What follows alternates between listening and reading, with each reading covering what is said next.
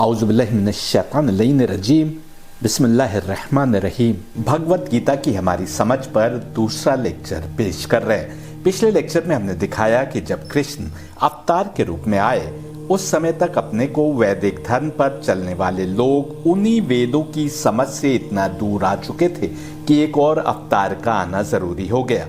ऐसा हम इसलिए कह रहे हैं क्योंकि गीता के ही अनुसार जब जब धर्म से लोग दूर हो जाते हैं और अधर्म फैल जाता है तब तब धर्म के सीधे सच्चे और सनातन उसूलों को फिर से स्थापित करने और अधर्मियों का नाश करने परमात्मा का अवतार आता है। यदि ऐसा हुआ और कृष्ण को आना पड़ा तो साफ है, भले ही लोग अपने को वैदिक धर्म पर चलने वाला कह रहे हों, उस समय अधर्म फैल चुका था और जरूरी हो गया था कि वैदिक धर्म को फिर से बताने कोई अवतार आए। यदि आज भी हम भीष्म पितामह और द्रोणाचार्य जैसे गुरुओं से धर्म की समझ ले रहे हैं तो हमें पता होना चाहिए कि कृष्ण के मुख से बोल रहे परमात्मा के अनुसार ये सारे लोग मरे हुए लोग थे और कत्ल कर दिए जाने योग्य थे, क्योंकि वो पहले से मर चुके थे, उनकी आत्मा मर चुकी थी। इसलिए यदि अर्जुन उनको कत्ल करते तो वो महज एक औपचारिकता होती, ऐसा कहा गया।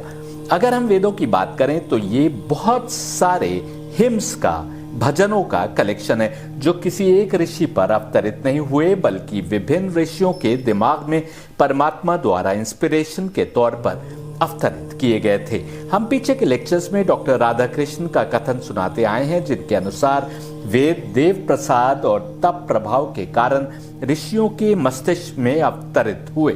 सच्चे और ज्ञानी ऋषियों ने तपस्या की तो देवताओं ने प्रसाद के रूप में उनके मस्तिष्क में वैदिक हिम्स अवतरित कर दिए जो आगे आने वाली तमाम इंसानियत के लिए हिदायत का मार्ग प्रशस्त करते हैं। वेदों का अनुवाद देखें तो अधिकांश वेद फ्यूचर टेंस में है, भविष्य की बात करते हैं। करना भी चाहिए क्योंकि जो परमात्मा की ओर से सबसे पहले आने वाले हिम्स यानी भजन थे वो आने वाले समय के इंसान को मार्ग नहीं दिखाएंगे तो फिर कौन दिखाएगा। वेदों ने देवताओं को पहचानवाया था लेकिन किसी भी समय देवताओं को खुदा के रूप में नहीं बल्कि दिव्य आत्माओं यानी नूरानी रूहों के रूप में पहचानवाया था, जिनका खुदा की सृष्टि यानी कायनात को चलाने और हर जमाने के इंसान को सत्य मार्ग की ओर हिदायत करने में बड़ा रोल था। उस समय के लोग ऐसे वक्त की प्रतीक्षा कर रहे थे जब देवता इंसानी जिस्मों में अवतरित होंगे। ये एक बड़े इवेंट के तौर पर डिस्क्राइब किया गया था। बृहदारण्यक उपनिषद तो मौत के बिस्तर पर पड़े एक इंसान की बात करता है जो अपने पुत्रों को बुलाकर वसीयत करता है कि मेरे समय में तो नहीं आए पर तुम याद रखना कि अगर तुम्हारे समय में वो लोग आए। कौन नहीं आए? यही देवता, वेदों में वर्णित देवता बृहदारण्यक उपनिषद लिखे जाने के समय तक नहीं आए थे तो फिर कब आए? हकीकत यह है कि जब ये प्रतीक्षा लंबी हो गई तो लोग भटक गए। देवताओं के व्यक्तित्व के आसपास अनेक मिथ बनते चले गए। इन मिथ का एक कारण यह भी था कि वेदों में इन्हें अपार ताकत वाला बताया गया था और यही इंसानों के बीच आते थे। अनेक रस्में बन गईं, शायद शुरू में इसलिए कि कहीं हम उनके लंबे इंतजार में उन्हें भूल न जाएं, जो समय के साथ बस रस्में रह गईं और उनका मकसद हमने भुला दिया। कुछ ऐसे थे जिन्होंने देवताओं की हकीकत पर ही उंगली उठाना शुरू कर दी। हमें पुराणों में मिलता है कि कैसे कुछ लोग प्रतीक्षा से थक कर कहते थे कि कोई देवता नहीं है। एक विवरण में पूछने वाला पूछता है कि यदि देवता हैं तो कहाँ हैं, किसने देखा, अब तक आए क्यों नहीं। देवताओं के नाम पर रिवायतें और रस्में बनाने में पुजारियों का बड़ा रोल था क्योंकि इन रस्मों को पूरा करने के लिए जनता उनके ही पास आती थी, जिससे इन्हें शक्ति और धन दोनों प्राप्त होते थे। समय के साथ हकीकतों की समझ से हम और दूर आते चले गए और कुछ लोगों ने देवताओं को ही खुदा का दर्जा दे दिया। हर परिवार का एक कुल देवता बन गया और तमाम पूजा पाठ उसी देवता के नाम पर होने लगी। जैसे जैसे पुजारी धन और ताकत में समृद्ध होते गए उन्होंने राजाओं और अन्य क्षत्रियों को नियंत्रित करना शुरू कर दिया। ये सब देवताओं के नाम पर ही हो रहा था। ये पुजारी कामयाब हुए तो इसलिए क्योंकि लोगों का इन देवताओं में अटूट विश्वास था। ये विश्वास इस हद तक बढ़ा कि हम काव्य महाभारत में पाते हैं कि अनेक लोग थे जिनको विभिन्न देवताओं का पुत्र कहा जाता था। कहानियां गढ़ी जाने लगी कि फला देवता ने जंगल में आकर फला स्त्री के साथ रिश्ता बनाया, संभोग किया। धनी और शक्तिशाली लोग जिनमें पुजारी भी शामिल थे अपने पापों का दोष देवताओं पर डालने लगे। सीधे साधे आम लोग इन कहानियों को सच मान बैठे, क्योंकि जब राजघरानों से संबंधित किसी युवती ने कहा कि फला देवता मेरे बच्चे का बाप है, और 4 लोगों ने, जिनमें बड़ा इज्जतदार समझे जाने वाला पुजारी भी था, उसने पुष्टि कर दी कि हाँ ऐसा हुआ, मेरे सामने की बात है, तो आम लोगों के पास यकीन करने के अलावा क्या चारा था। इस हद तक कि आज तक हम कहानियां सुनते हैं कि कैसे कोई देवता किसी कन्या पर मोहित हो गए और उससे संभोग के बाद पुत्र या पुत्री पैदा हुई। हमने खुद ही देवताओं की ऐसी छवि बना ली कि फिर उनकी कहां मानने वाले हैं। पुराणों में तो यहां तक लिखा है कि पुजारी राजाओं से कहते थे कि अपनी पत्नियों को हमारे पास भेजो कि तुम्हारे देवताओं जैसे शक्तिशाली पुत्र पैदा हों। जाहिर है कि राजा अपने समय की सबसे सुंदर समझी जाने वाली स्त्रियों से शादी करते थे, जिनको ये पुजारी इसलिए बुलाते थे कि देवताओं जैसी शक्ति वाले पुत्र पैदा हो सके। धर्म के नाम पर कुछ रस्में निभा लेने के अलावा लोग अधिकतर मनोरंजन में समय गुजारने लगे थे। कृष्ण ने स्वयं इस ओर इशारा किया है कि अवसर यानी जुआ आदि समय बिताने का मुख्य साधन था। जुए में शर्तें और दांव लगाना आम बात थी, इस हद तक कि ये बुराइयां इतिहास के पन्नों में दर्ज हो गईं, और वो भी इस हद तक कि आज भी दिवाली के आसपास लोग शगुन के रूप में कुछ दांव लगाकर जुआ खेल लिया करते हैं, जैसे उस वक्त की बुरी रस्मों की याद आज भी निभाना चाहते हो। लेकिन उस समय दांव पर अपनी जमीन जायदाद लगाना या फिर घर की औरतों को भी दांव पर लगा देने के उदाहरण हमारे सामने। धर्म से पथभ्रष्ट लोग अनेक अन्य बीमारियों में लिप्त थे, जो हमें उपनिषदों और पुराण पर एक सरसरी नजर डालने से देखने को मिल जाएगा। गीता भी इस बात की पुष्टि करते हुए कहती है कि जब जब अच्छाई पर बुराई हावी होने लगती है, तब तब अवतार के आगमन की आवश्यकता होती है। अगर कृष्ण को अवतार के रूप में आना पड़ा तो इसका मतलब साफ है कि धर्म से दूरी और अधर्म से लगाव के मामले में वो सबसे बुरे समय में से एक था। कितने दुर्भाग्य की बात है कि हम में से कुछ लोग कृष्ण के समय के उन्हीं लोगों की मान्यताओं और उनके द्वारा निभाई जा रही प्रथाओं को सच्चा धर्म मानते हैं आज भी। वेद वास्तव में महान थे, खुदाई थे, लेकिन वेद में वर्णित हकीकतों को न समझ पाने के कारण लोगों ने उनकी अलग अलग व्याख्या की थी। हालांकि वे सब मानते थे कि वेद दिव्य ग्रंथ है, यानी खुदा की ओर से। गीता 2:42 में हम पाते हैं कि लोग एक प्रकार से ऑब्सेस थे, आसक्त थे वेदों के प्रति। वेदों पर वो आंख बंद करके विश्वास करते थे, लेकिन ये नहीं समझ पाए कि अनेक प्रचलित कमेंट्रीज में सब की सब तो सही नहीं हो सकती थी। गीता 2:53 में हम पाते हैं कि अर्जुन की भी यही स्थिति थी। गीता 2:42 में पाते हैं कि वेदों में की गई बातों की लोग बड़ी कद्र करते थे, और गीता 2:43 से साफ है कि उस समय के लोगों का मानना था कि वेदों से बढ़कर कुछ भी नहीं है। कृष्ण ने भी कहीं भी वेदों के महान होने को नहीं नकारा, उसकी महिमा की भी पुष्टि करते नजर आए, लेकिन वेदों की समझ की कमी और उनके मंत्रों से जुड़कर बने संस्कारों और रीति रिवाजों की निंदा की, जिसके चलते लोगों ने परम परमेश्वर को भुला दिया था। गीता पहले चैप्टर का 43वां मंत्र, गीता दूसरे चैप्टर का 20वां और 22वां मंत्र, गीता 11वें चैप्टर का 48वें से 53वां मंत्र, गीता 20वें चैप्टर का 21 से 29 मंत्र यदि हम पढ़ें तो पाएंगे कि उस समय के लोगों ने वेदों से अपने जीवन में मार्गदर्शन के लिए जो कुछ अपनाया था वो यज्ञ, हवन, जप, तप, पूजा, पाठ, दान आदि जैसे बाहरी संस्कार और रीति रिवाज ही थे।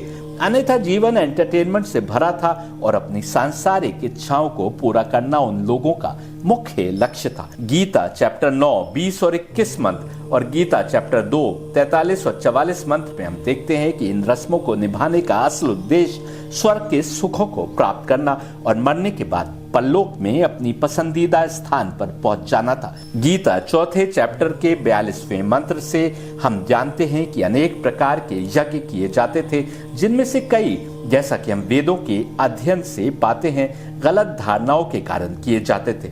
गीता 9वें चैप्टर का 16 और चौथे चैप्टर का 24वां मंत्र हम देखते हैं तो पता चलता है कि वैदिक संस्कारों को निभाने के समय अनेक मंत्रों का जाप किया जाता था और घी और भोजन की अनेक वस्तुएं अग्नि को अर्पित की जाती थी। साथ ही गीता 9वें चैप्टर का 20वें मंत्र, उसमें हम देखते हैं कि सोमरस पीने की भी रस्में निभाई जाती थी, जबकि लोग जानते ही नहीं थे कि सोमरस क्या होता है और उसके नाम पर कोई शराब या मदिरा पिया करते थे। हालांकि हमने वेदों के अपने अध्ययन के बाद दिखाया है कि सोमरस क्या होता है और इसकी कुछ भी जानकारी उस समय के लोगों को नहीं थी।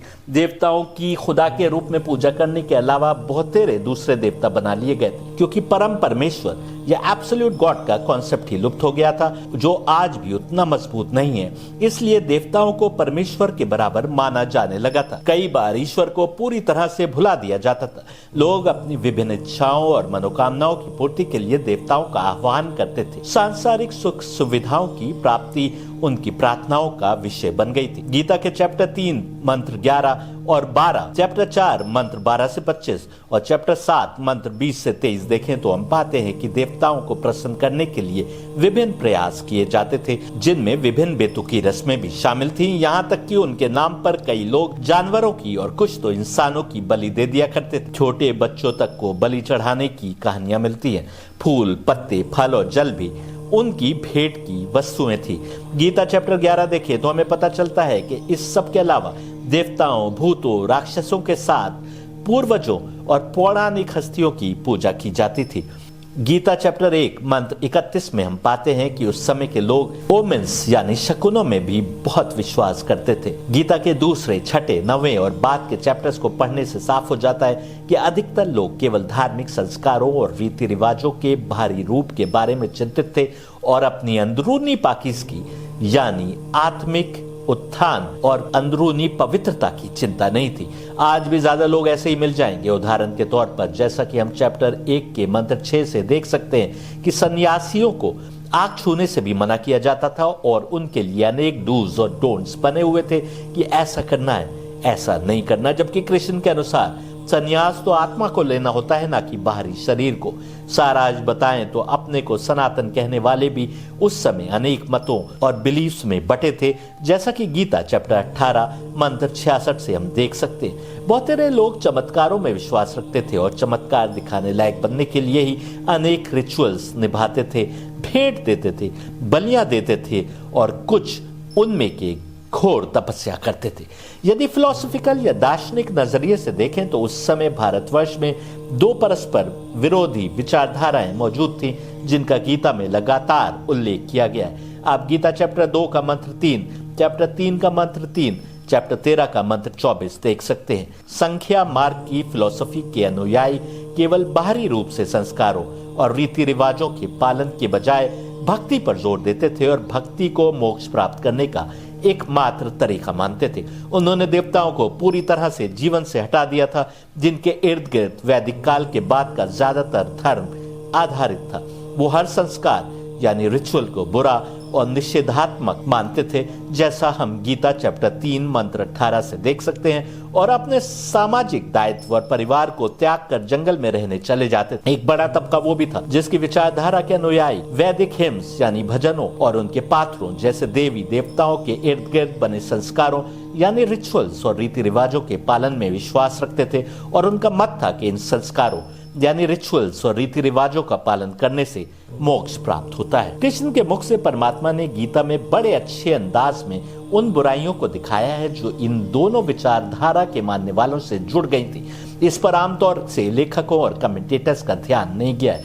ऐसा शायद इसलिए क्योंकि ये दोनों विरोधाभासी विचारधारा रखने वाले समूह आज भी मौजूद हैं और विभिन्न लेखक और कमेंटेटर्स या तो एक या दूसरी विचारधारा को सही मानते हुए गीता को पढ़ते हैं। जब आप हमारे साथ गीता पढ़ेंगे तो हमारे तमाम दावे जो अभी हम कर रहे हैं सही साबित हो जाएंगे। क्योंकि अर्जुन एक ऐसे माहौल में बड़े हुए थे जिसमें धर्म का मतलब इन्हीं रिचुअल्स का अच्छे से निभाना था। उनके मन में इन रिचुअल्स को लेकर अभी भी एक सॉफ्ट कॉर्नर था। इसके अलावा वो अपने समय के सबसे बड़े योद्धा थे और सबको पता था कि युद्ध किस ओर जाता है, इस पर बहुत कुछ दारोमदार इस बात पर निर्भर करेगा कि अर्जुन क्या फैसला लेते हैं। कौरवों सहित सभी ये जानने के उत्सुक थे कि अर्जुन किस मार्ग का समर्थन करेंगे।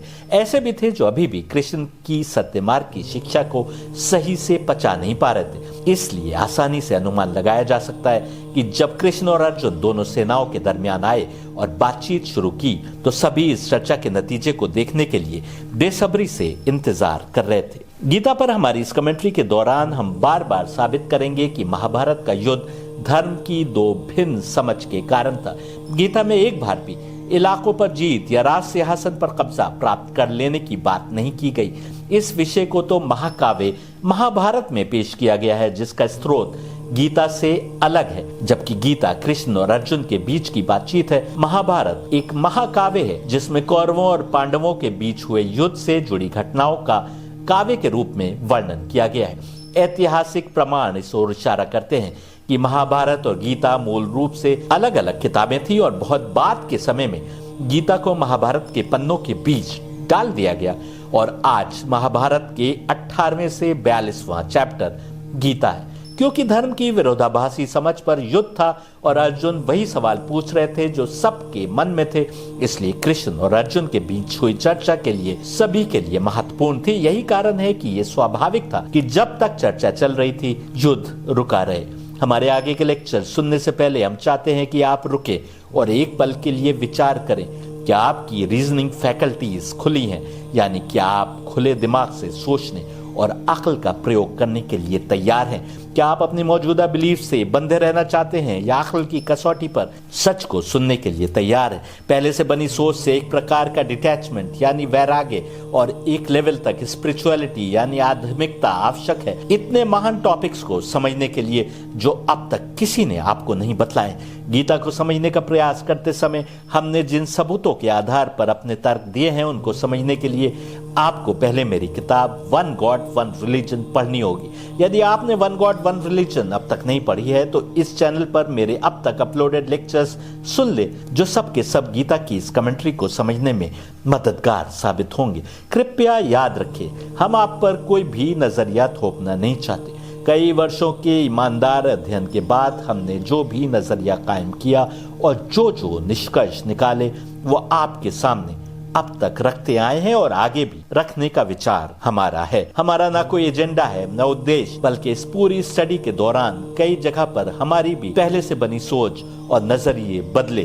बस हमने अक्ल की कसौटी पर हर नई समझ को परखा और यदि अक्ल और तर्क की कसौटी पर पहले का नजरिया टूट रहा था तो टूट जाने दिया। हमारा एजेंडा यदि कुछ था और है तो वो परमात्मा की ओर से भेजे गए सीधे सच्चे और सनातन मार्ग को समझना, ईश्वर के सच्चे धर्म को समझना और जानने की कोशिश करना कि तमाम सृष्टि का रचिता हमें क्या मार्गदर्शन दे रहा है। यदि आप हमारी बातों से असहमत है तो बेहतर प्रतिक्रिया ये होगी कि हमारे चैनल को सुनना बंद कर दें और गीता की जिस भी कमेंट्री को आप पढ़ना पसंद करते हैं उसको पढ़िए, क्योंकि कुछ ना कुछ सत्य मार्ग की ओर की राह तो हर कमेंट्री से आपकी समझ में आ ही जाएगी। हम उम्मीद करते हैं कि हमारे लेक्चर सुनने वाले स्पिरिचुअलिटी यानी आध्यात्म के मार्ग के मुसाफिर हैं और अक्ल का प्रयोग करके अगले जमाने में अपने लिए बेहतरी बटोरने के इच्छुक हैं।